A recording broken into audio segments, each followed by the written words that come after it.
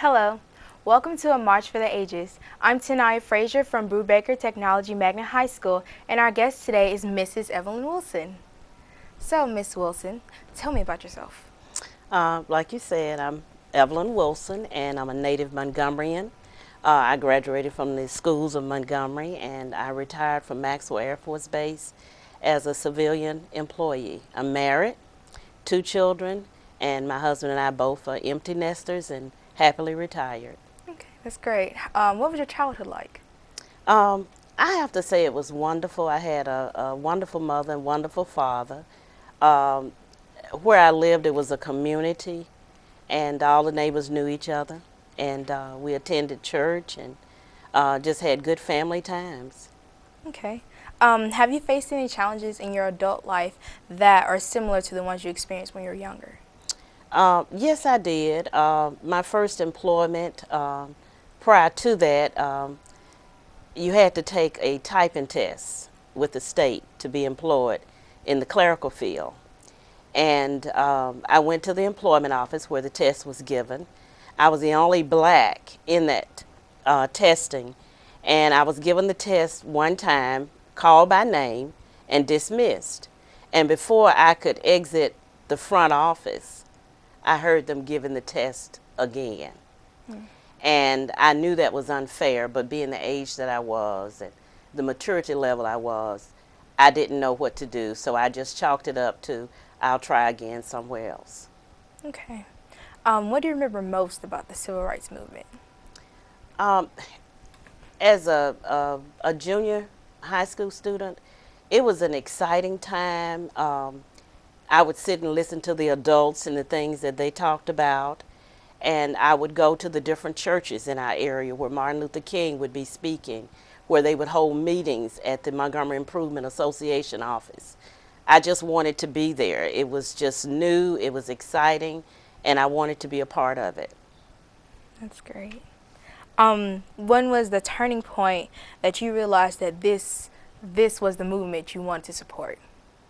I think it was just the first meeting I attended, the first time that I heard people talking and gathering, and it was just, I mean, it was all in the air during this time leading up to the march. And I just wanted to be a part of it, and I wanted to do my part. That's amazing. Yes. Um, was there anyone that you know besides the most common people that are famously known that you consider as a civil rights hero? I would have to say my mother. She instilled good values in me, good work values, good Christian values, good values as a neighbor, and as a daughter. And that helped me to know where to place good values. So I would have to say my mother. Okay. From my experience now, schools are more diverse and they're always rapidly changing. What was it like back then in your schools? Of course, the schools that I attended, they were all black, predominantly all black, not predominantly, but all black. And the thing of it was, with the oppression for blacks at that time, things that you could not do, you had to drink water at a certain water fountain, and other places that you couldn't frequent, restaurants and what have you. That oppression caused a lot of blacks to try harder, to be the best citizen you could be, to be the best student you could be. You didn't have the fighting at school. You know, everybody was striving for a common goal to be the best that they could be, have a good adult life. So the values were different and they were better in a sense, and you know. Let me see. What do you think is the most important thing about the civil rights movement?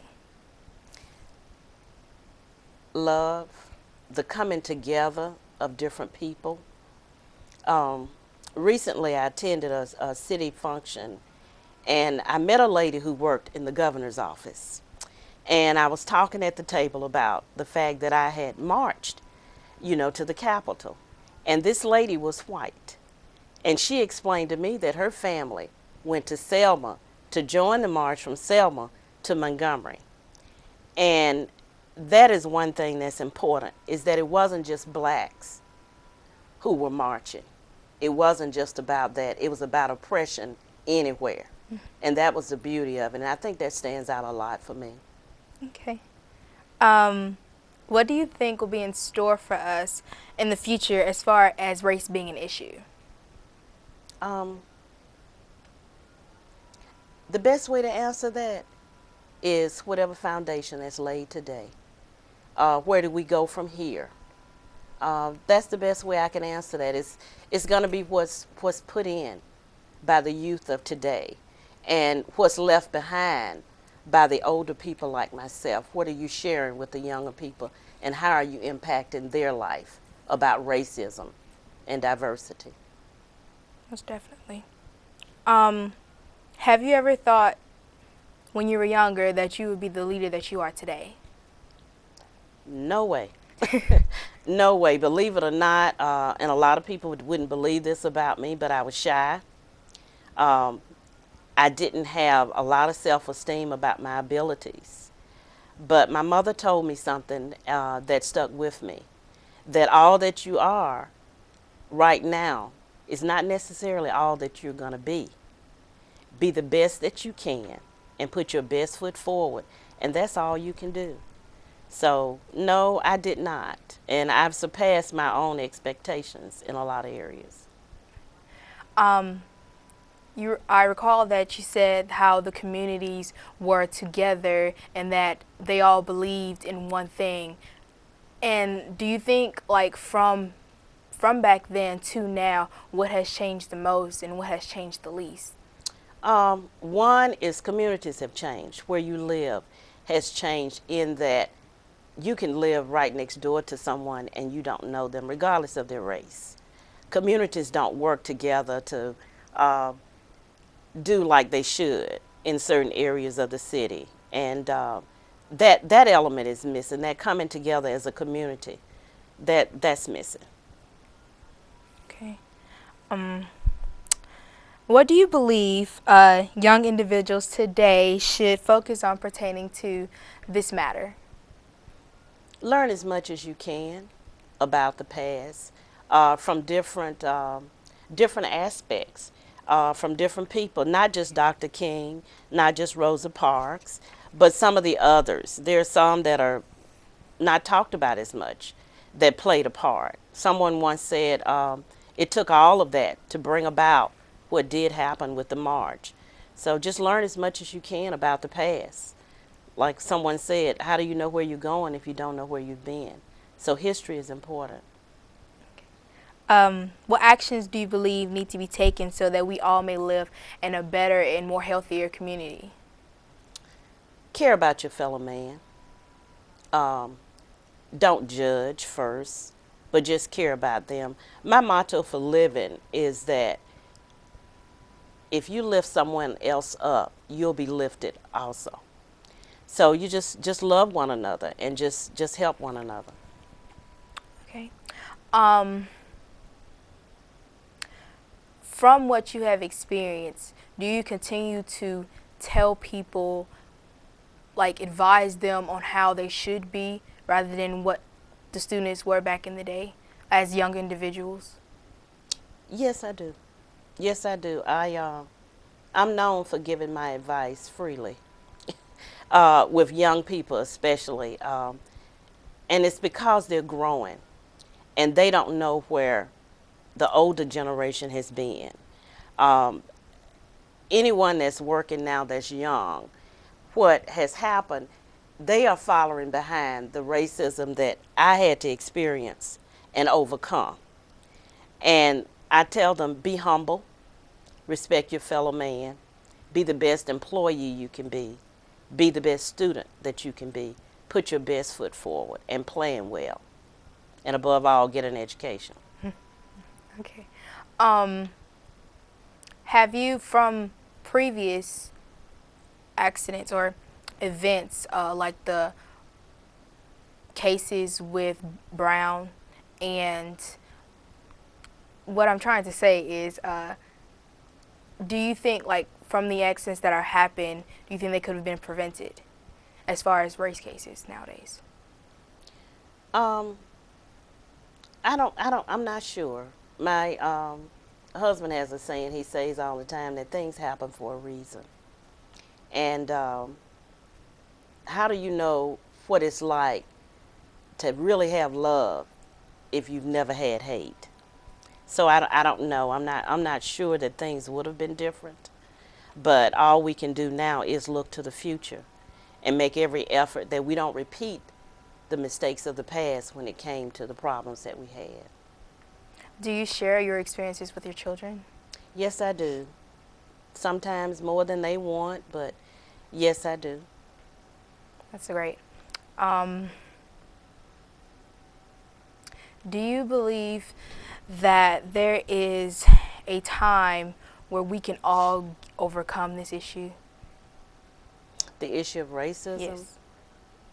Yes, it is. And I think it happens on an individual basis.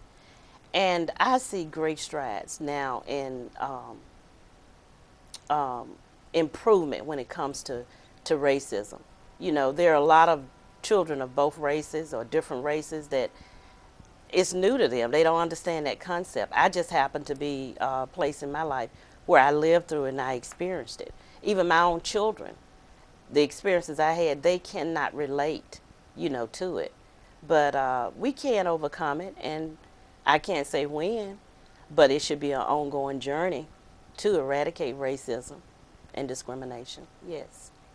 Do you think, not saying that this needs to happen, but do you think there's a possibility that we could fall back as far as progressing in the race? No. No, I don't think that that would be something that would happen because we've all experienced the treasure of not having so much racism and what happens when people do come together. So no. Okay. What do you hope for in the future? I hope that there's continued effort for equality and when you see a problem to pluck it out. I've seen that happen in Montgomery, that it is much better. You know, they have more people who are of different races who are appointed to different boards and who hold different roles in Montgomery. You know, we have blacks that run for public office. But I just see it, you know, that we can't help but to strive to do better. I understand.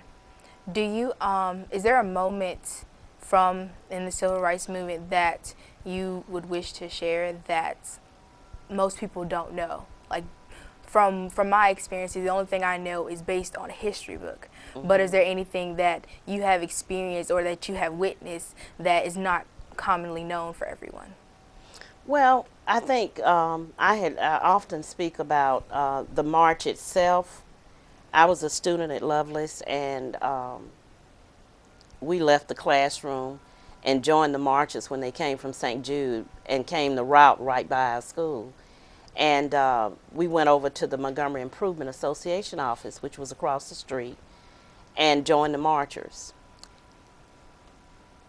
We were given instructions about nonviolence, about being humble, and how to conduct ourselves during that time. And we sang songs, and it was just camaraderie, regardless of the different races that were involved in it. And it was just really just an experience, you know, to be there and to be together, you know. One thing I do recall that really stands out was the point, I believe it's Montgomery Street. We called it 5 Point Hill. It's one of the highest points hidden downtown. And when the marchers rounded the corner and we were at that peak, you could look down and it was just an army of people. Wow. And I was sharing with someone that being so close to downtown, there was a pulse in the crowd that you could feel the fear because we didn't know whether we were going to be harmed, you know, coming that close because everybody wasn't in favor of this march. But when we bottomed out at the bottom of that hill, we saw that the president had sent the Air National Guard, and they were in their Jeeps on each street that we passed that ran into the street, and they had soldiers on the buildings. and the helicopters were flying over. And when we saw those first Jeep, that first Jeep, it was just a sense of calm, and we sang a little bit more robust, you know, and the rest of the way marching up to the Capitol, everybody felt really good about it. It lifted the spirit at that time. Well, thank you so much for coming today, Mrs. Wilson. I'm Taniya Frazier, and this has been A March for the Ages.